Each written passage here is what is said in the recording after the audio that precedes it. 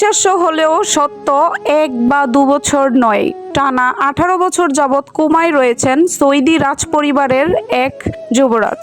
আর কোমায় থাকা মানেই এক প্রকার ঘুমিয়ে থাকাই।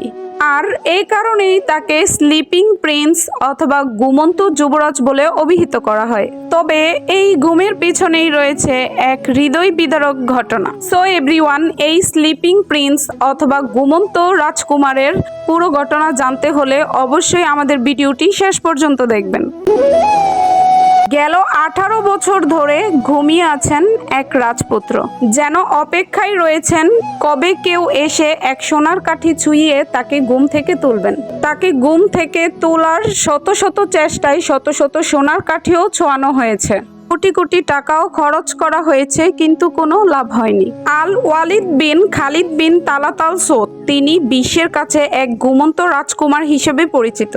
কোমায় থাকার কারণে গেল 18 বছর যাবৎ তিনি এক শয্যাশায়ী। বাবা এখনো মনে করেন আমার প্রিয় সন্তান একদিন জেগে উঠবে, একদিন ঠিকই তার ঘুম ভাঙবে।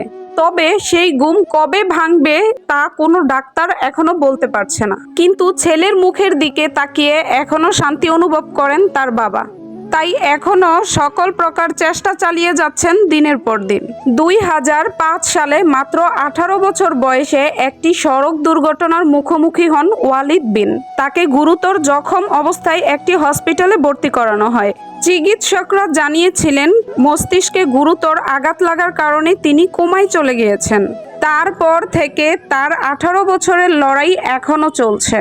সো এভরিওয়ান, এই স্লিপিং প্রিন্স অথবা ঘুমন্ত রাজকুমারের বিষয়ে আপনাদের কী ধরনের মন্তব্য রয়েছে অবশ্যই কমেন্টে জানাবেন। আর হ্যাঁ, ভিডিওটি শেয়ার করে অন্যদেরকে দেখার সুযোগ করে দেবেন।